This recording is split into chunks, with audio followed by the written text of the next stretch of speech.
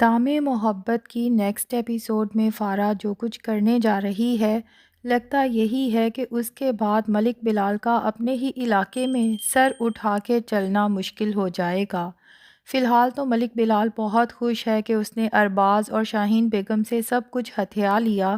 کیونکہ ملک بلال کا خواب ہے اس شہر کا سب سے امیر آدمی بننا۔ وہ اپنے کاروبار کو چمکانے کے لیے یہ سارا پیسہ تو لگا دے گا، ہو سکتا ہے امیر بھی بن جائے، لیکن اپنی ہی بیٹی کی حرکتوں کی وجہ سے جو تذلیل آگے چل کے اسے برداشت کرنا پڑے گی، اس کے بعد یہ دولت بھی اسے خوش نہیں کر پائے گی۔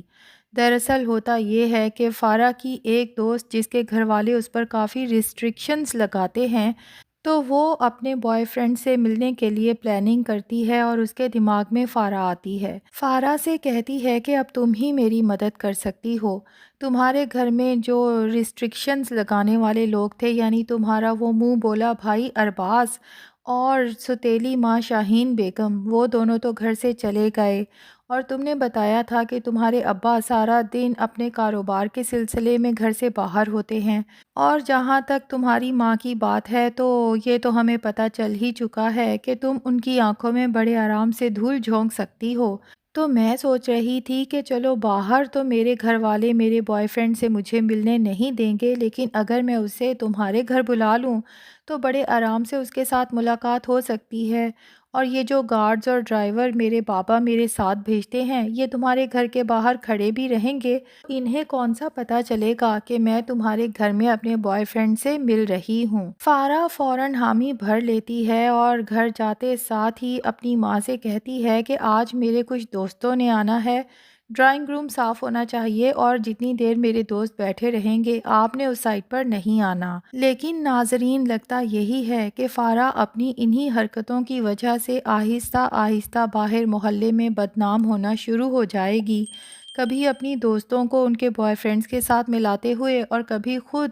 اپنے بوائے فرینڈز کو اپنے گھر تک لاتے ہوئے۔ یہ بھی ممکن ہے کہ سارا بیگم خود ہی فارا کو رنگے ہاتھوں پکڑ لیں، اور تب جا کے انہیں پتہ چلے کہ جس بیٹی پر آنکھیں بند کر کے یقین کیا تھا وہ تو نری جھوٹی تھی، کیونکہ ابھی بھی یوں ہی لگ رہا ہے جیسے سارا کو کبھی نہ کبھی یہ احساس ہوتا ہے کہ کہیں آپا کے ساتھ ہم نے غلط تو نہیں کیا، کہیں ایسا تو نہیں کہ آپا جو سوچ رہی تھی وہی سچ ہے، جس پہ فارا اور ملک بلال سارا پر خفا ہوتے ہیں، اور ملک بلال کہتا ہے کہ کیسی عورت ہو تم جسے اپنے شوہر اور بیٹی سے زیادہ اپنی سوکن کی باتوں پر اعتبار ہے۔ دوسری طرف چونکہ ارباز کی جاب تو چھوٹ چکی ہے اور نئی جاب اتنی جلدی ملنا ممکن نہیں، تو ایسے میں سونیا اور شاہین بیگم مل کے پلان بناتے ہیں کہ کھانے کا بزنس شروع کیا جائے۔ ویسے ناظرین، آپ کو یاد ہوگا کہ میری بہوئیں ڈرامے میں بھی جب حالات خراب ہوئے تھے تو دونوں میاں بیوی نے کھانے کا بزنس ہی سٹارٹ کیا تھا، اور جو بہت چمکا تھا، تو اب لگتا یہی ہے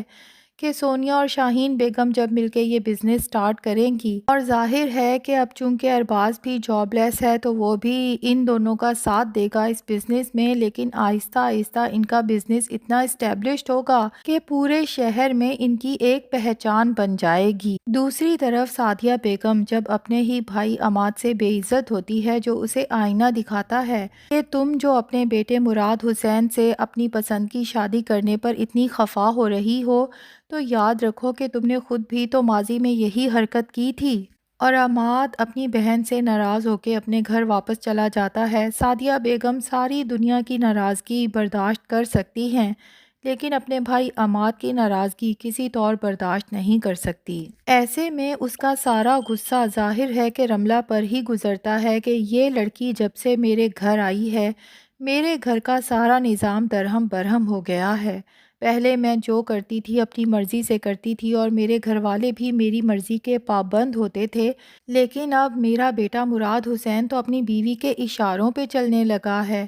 تبھی جب رملہ صبح صبح آفس جانے سے پہلے تیار شیار ہو کے کچن میں ناشتہ بنانے کے لیے کھڑی ہوتی ہے، سعدیہ بیگم کو دیکھتی ہے تو خوش اخلاقی سے پوچھتی ہے کہ آنٹی، میں ابو اور مراد کے لیے ناشتہ بنا رہی ہوں، آپ کہیں تو آپ کے لیے بھی بنا دوں۔ اب سعدیہ بیگم کو تو بہت غصہ ہوتا ہے، ایک تو رملہ کی تیاریاں دیکھ کر اور پھر جس پھرتی سے وہ کام کر رہی ہے۔ سعدیہ بیگم کو غصہ تو ظاہر ہے کہ آنا ہے کہ میرا بیٹا، میرا شوہر اور بیٹیاں سبھی اس لڑکی کے گن گانے لگی ہیں۔ تبھی غصے میں رملہ سے کہتی ہے کہ یہی ناز و انداز دکھا کے تم نے میرے بیٹے کو پھنسایا ہے نا، میں بڑی اچھی طرح سے جانتی ہوں تم جیسی لڑکیوں کے لچھن۔ رملہ سمجھ تو سعدیہ بیگم کو بہت پہلے سے چکی تھی، لیکن پھر بھی گھر کا ماحول اچھا رکھنے کے لیے اور سعدیہ بیگم کے ساتھ تعلقات بہتر بنانے کے لیے خوش اخلاقی سے پیش آ رہی تھی۔ لیکن رملہ چپ رہنے والوں میں سے نہیں ہے۔ سعدیہ بیگم کی یہ بات سن کے ظاہر ہے کہ اسے غصہ آتا ہے،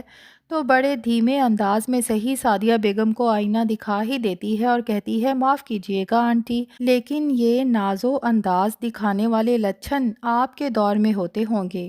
ظاہر ہے کہ ڈھکے چھپے الفاظ میں بتا ہی دیتی ہے کہ مجھے پتا ہے کہ آپ نے نیاز حسین سے گھر سے بھاگ کے شادی کی تھی، شاید ناز و انداز دکھا کے ہی گھر سے بھاگنے پہ مجبور کیا ہوگا۔ اور ساتھ ہی کہتی ہے کہ آج کل کی جنریشن کے پاس نہ تو اتنا وقت ہے نہ ہی اتنا سٹیمنا کہ ان فضول حرکتوں پر وقت ضائع کرے۔ سعدیہ بیگم تو جیسے لاجواب ہو جاتی ہیں، غصہ تو انہیں بہت آتا ہے، لیکن ظاہر ہے انہیں پتہ ہے کہ اب آگے سے کچھ کہوں گی تو مزید دو باتیں اور سن لوں گی۔ رملہ اس کی بیٹیاں سونیا اور دانیہ کی طرح نہیں جو اپنی ماں کی کڑوی کسیلی باتیں سننے کے بعد بھی چپ ہو جاتی تھیں۔ دوسری طرف بینا بیگم خود کو بہت بے بس محسوس کرتی ہیں کہ لاکھ چاہنے کے باوجود بھی اس لڑکی دانیہ کو اپنے بیٹے کے دل میں جگہ بنانے سے روک نہیں پائیں۔ وہ اچھی طرح سے دیکھ سکتی ہیں کہ ولید کس طرح سے دانیہ کے گن گانے لگا ہے۔ گھر کے کام سنبھال کے تو دانیہ پہلے ہی ولید کو اپنا فریفتہ بنا چکی تھی، اور اب جب سے دانیہ نے یہ قربانی دی ہے اور اعلان کیا ہے کہ جس گھر میں میری ساس اور میرے شوہر کی عزت نہ ہو، میں اس گھر سے کوئی تعلق نہیں رکھوں گی، چاہے وہ میرا میکا ہی کیوں نہ ہو۔ اس کے بعد سے تو ولید کے دل میں دانیہ کی صرف محبت ہی نہیں بلکہ عزت بھی بہت بڑھ گئی ہے۔ بینا کو سمجھ آ گئی ہے کہ اس طرح سے تو ولید کے دل سے دانیہ کو نکالنا مشکل ہوگا، لیکن دنیا کا کوئی بھی مرد ایسی عورت کو اپنے دل میں جگہ نہیں دیتا جس کے لیے اس کے دل میں بال برابر بھی شک ہو کہ وہ اس کے ساتھ بے وفائی کر رہی ہے۔ تبھی بینا بیگم اب یہ حربہ آزماتی ہے۔ دانیہ کے موبائل پہ پتہ نہیں کس کی رانگ کال آتی ہے اور دانیہ بند بھی کر دیتی ہے، لیکن بینا بیگم اس موقع کو غنیمت جانتے ہوئے ولید سے کہتی ہے کہ تمہاری بیوی ابھی کسی سے ہنس ہنس کے باتیں کر رہی تھی، لیکن جیسے ہی مجھے آتے دیکھا تو فوراً فون بند کر دیا۔